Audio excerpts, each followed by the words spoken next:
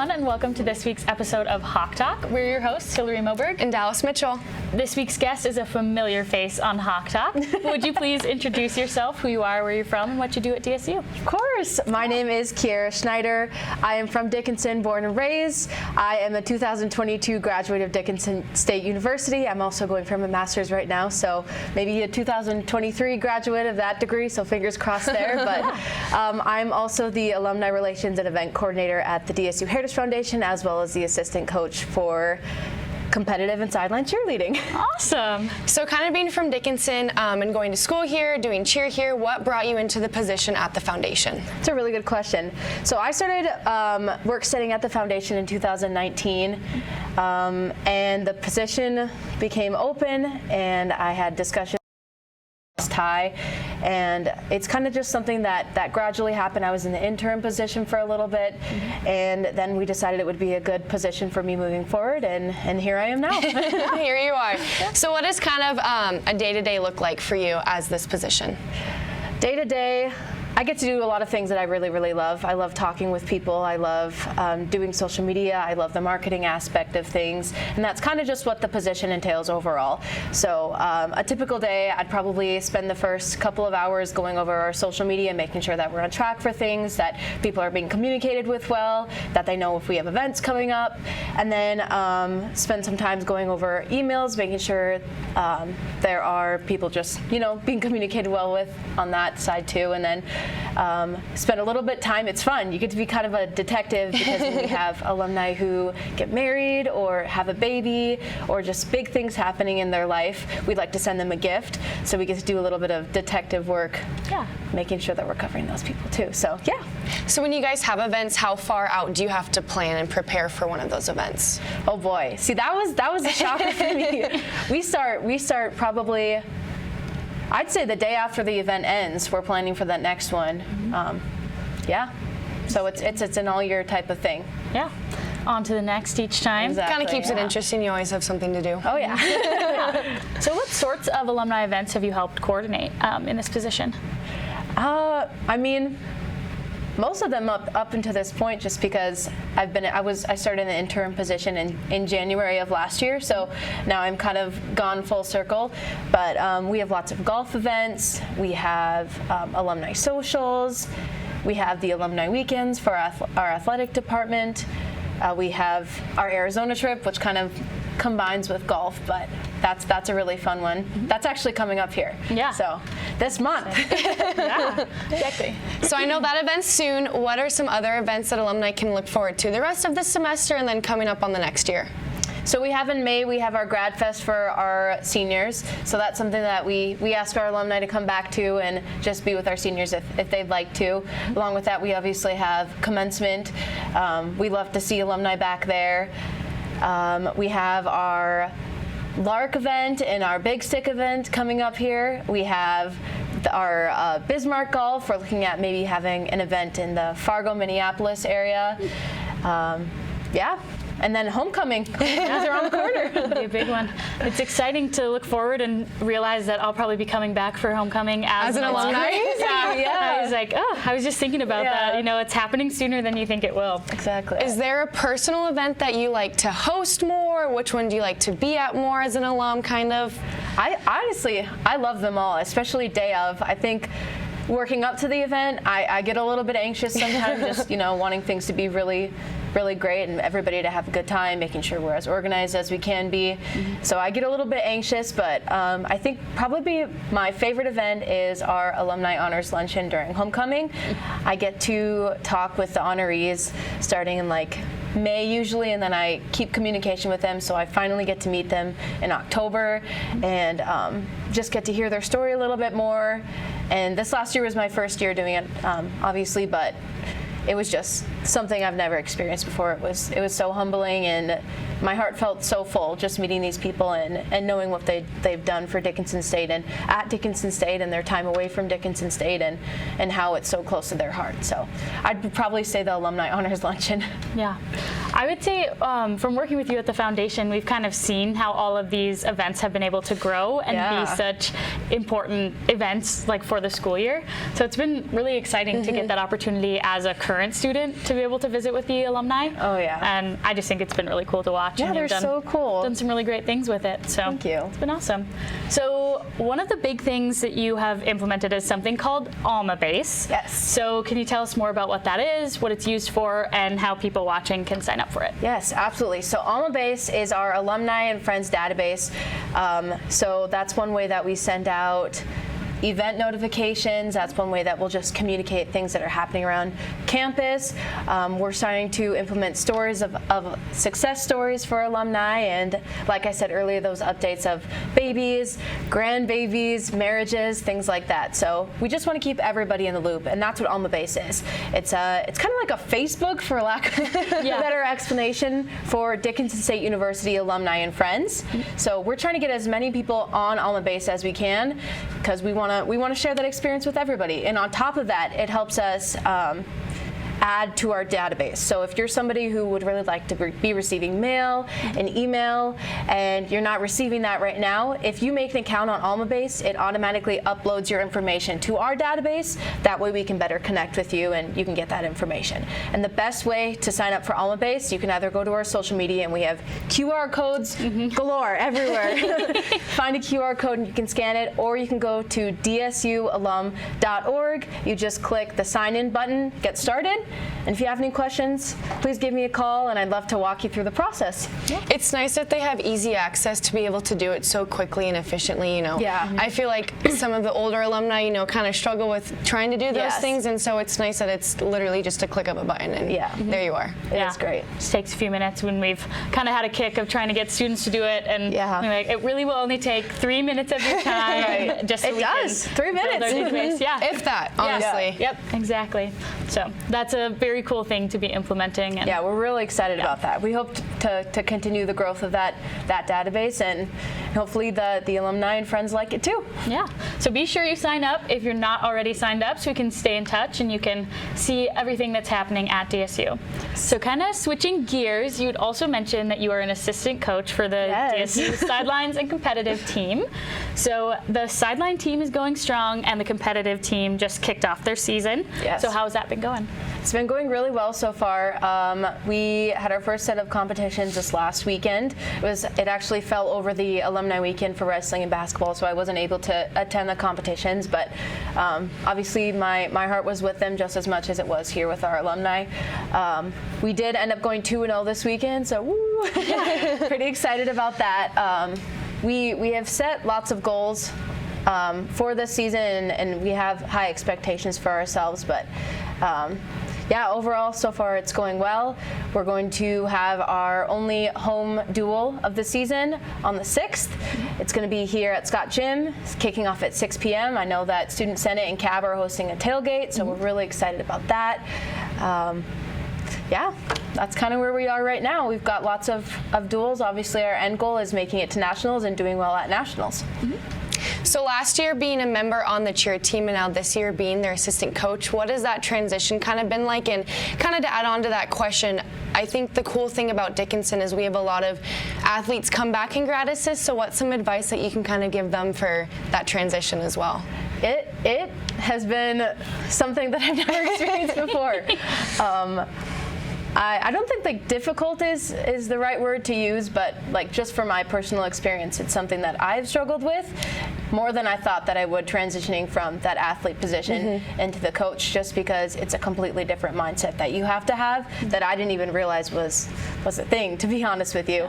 As an athlete, I felt like I had a very selfless approach to things, or I tried to have a selfless approach to things, but it's a completely different ballgame as a coach, because all you can do is serve them and give them the best that you have, and at the end of the day, they're the ones stepping on the mat. So they're the ones that are going to make the decision, and you just have to do what you can to prepare them for that. So it's been really, really fun, and I'm super thankful for the mentorship that I've had just with some former coaches that I've talked with, and my former coaches and Coach CB and Coach Dacotah as mentors to me has been really, really helpful. But it's something that I think I will continue to grow in, and I've just fallen in love with that position too. Yeah.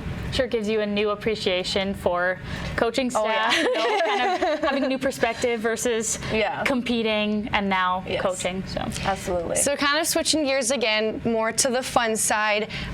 They had this debate with you last year. What do you qualify as a salad? I think that anything is a salad, and I'll tell you why anything is a salad. Because when you think of a salad, people probably think of like lettuce, tomatoes, cheese, hard-boiled eggs, whatever you like to put on your salads. But think of a fruit salad. Think of a sweet salad. Pretty much a salad is something that's just a mixture of something to become one thing. So if you think of like cereal, cereal can be a salad because it's a mixture of milk and cereal. And if you want to, I mean, a spoon isn't really an ingredient, but it's a mixture. It needs to happen for it to be a thing. Think of a sandwich. You've got bread, you've got your lettuce, you've got your ham, your cheese, whatever you like to put on that.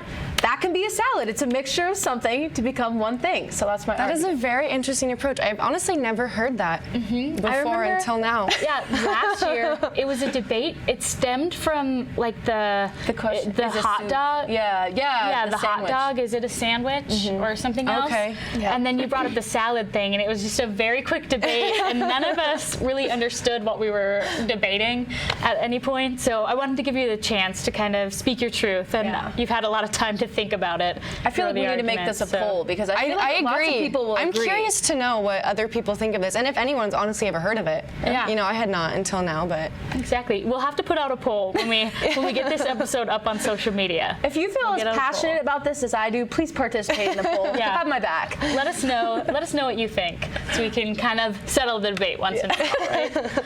So another little fun question for you. You've mentioned you use social media a lot in your position at the foundation. So if you could only have one social media app for the rest of your life, oh my gosh, not including like texting or calling, like those kind of important ones, just something like Facebook, Instagram, that sort of thing. Oh yeah. Which one would you pick? I mean, there's a million different ways to go about this. From a professional standpoint, Okay. if we're talking foundation, I would probably say Facebook, just because we found that that's the best way to reach our foundation audience. Okay. Personal, well, I'll go to my other professional side, coaching. I'd probably say Instagram because that's the best way to recruit people that we found. And personal, probably TikTok because I love TikTok. Okay. It's a good one. That's a good way to reach the younger generation. Yeah, it is. So that one could help you as well, I suppose, in some of your. I honestly, a lot of things you can learn. I think I would have to go with Facebook. I don't know. Yeah. I like Facebook better. I talk to more older people than I do people my own age. So I think Facebook's fun. Keeps you connected with your family. Yeah, more for so, sure. too. It's a good one. Yeah, it'd be a hard one. How about you? You know, that's a good question. Maybe Facebook. I know most people our age don't say Facebook, but I just it does I'm a check a Facebook lot of girl. boxes. It does. It really does. And it's been around for realize so how long. many people do use it. It's kind of in the back of your mind. So yeah, I guess maybe Facebook. Yeah, It's a good one. it's a good one. Although I would have a really hard time parting with TikTok. That would be a really hard thing. That is very true. The one time I tried deleting that app, it lasted maybe 3 hours. I had to re-download it. But, so our last question that we're going to ask, kind of bringing it back more to a serious side, is our favorite one to ask. What does DSU mean to you? I was actually thinking about that question a lot this last week, knowing that this interview was coming up. My answer for that is definitely community, just because there's no community like the DSU community. But also for me personally, DSU has just been a place of growth for me, especially in the last several years. So when I think of Dickinson State, I think of a community of people who want you to grow and who support your growth and stick with you through the hard times. So, yeah, it's really awesome to hear. Well, thank you, Kierra, for coming back on the show. It was great to have you back in the studio and see you around in your old kicks, you know, kind of getting used to it again. But stay tuned for our on-campus interview right after this.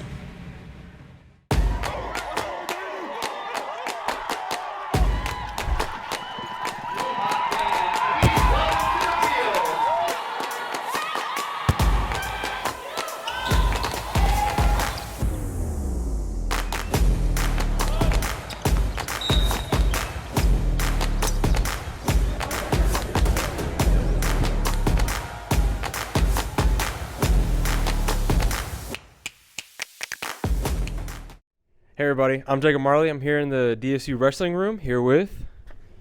I'm Kyle Anderson. I'm a senior and I'm from Hamilton, Montana. I'm Con Spillman. I'm a senior, and I'm from Miles City, Montana. Dante Venema. I'm a junior from Pinesdale, Montana. Kale Corley, a sophomore from Newcastle, Wyoming. Caleb Nielsen, a sophomore from Lisbon, North Dakota. Awesome. So recently just had the Tyler Plummer the Classic. Could you guys kind of tell me how that went, how you guys did personally? So we, as a team, had a pretty solid tournament overall. We had 5 guys in the finals. We had myself and one of the freshman 125 guys, White Anguich, both won, so we got our belt buckles. It was a really good experience, and we had a lot of guys wrestle really well. That's awesome. How about you guys? Yeah, I didn't wrestle, unfortunately. I was coaching a little bit, but it was a good tournament. Yeah. The guys wrestled tough, and it's always nice to show out at your home tournament, so that was really nice. 100%. I didn't wrestle either, but I think as a team, we did really well, and we're seeing some good improvements on the mat. I got 6th. I didn't wrestle too bad, I think, but I got a lot to improve on still, so we're going to keep working at practice and get stuff fixed. Awesome. Practice makes perfect, right? That's what they say. Oh, yeah, perfect practice. So you guys have the Heart of America Qualifier coming up in a couple weeks. What are you guys working on in practice to kind of prepare for that? Pretty much we're just doing the same thing we've been doing, go over film, go over things coaches wrote down, notice from the last tournaments, what guys are doing, and just working on the little things, because that's really always what it is. If you can just work on the little things, keep getting better every time. Yeah, a lot of it's just fine-tuning, fine-tuning a certain single leg or fine-tuning a certain pinning combo that you like to run, and then a lot of it too is just working on gas tank, and that way you have that little extra go in you in the third period when the other guy's tanked, and you can just really pour it on. And then how about you guys?